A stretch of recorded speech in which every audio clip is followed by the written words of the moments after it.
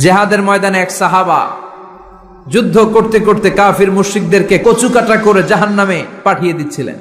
জিহাদের ময়দানে ওনার যুদ্ধ দেখে সব সাহাবারা বলল, আজকের জিহাদের ময়দানের সব সওয়াব এই সাহাবা পেয়ে যাবে। বিশ্বনবী বললেন, হুয়া ফিন্নার, ও জাহান্নামে যাবে। এক সাহাবী তো অবাক, এটা আবার কেমন কথা? জান মাল সব বাজি রেখে জিহাদের ময়দানে আল্লাহর দুশমনগুলোর একটার পর একটাকে শেষ করে দিয়ে জাহান্নামে পাঠিয়ে দিচ্ছে, আর এই মুজাহিদ ফি সাবিলিল্লাহ জাহান্নামে যাবে। How it's possible? এই সাহাবী পেছনে পেছনে লুকিয়ে লুকিয়ে দেখতে লাগলো যে আমি এটার শেষ দেখতে চাই। দেখতে দেখতে এক পর্যায়ে তিনি খুঁজে পেলেন যে সাহাবী কাফেরদের বিরুদ্ধে যুদ্ধ করতে করতে কাফেরদের বিশাল এক ঘাটির ভেতরে ঢুকে পড়েছে। সেখানে যুদ্ধ করতে করতে একটা পর্যায়ে এমন আসলো, সে মারে আবার মার খায়। শুধু মারে না, মারেও আবার মরেও। মার খেতে খেতে হঠাৎ তার ডান হাতে এক কাফের এক কোপ মেরে তার ডান হাতটা কেটে ফেলে দিল।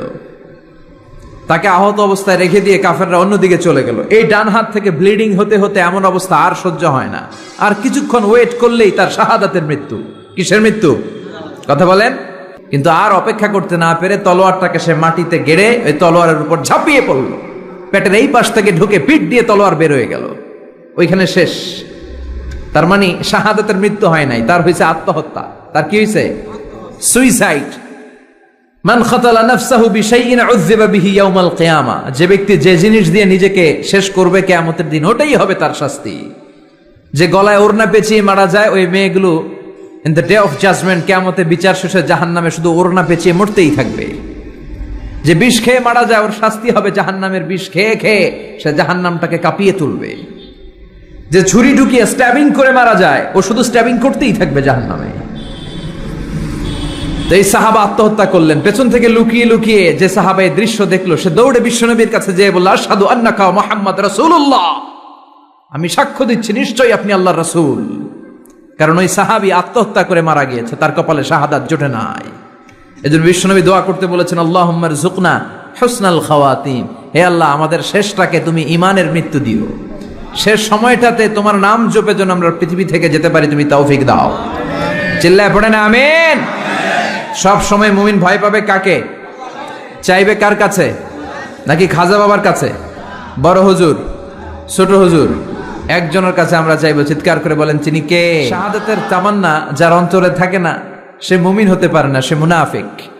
মরতে তো হবেই, এজন্য আল্লাহর কাছে আমরা শাহাদাতের মৃত্যু চাই, ঠিক কিনা?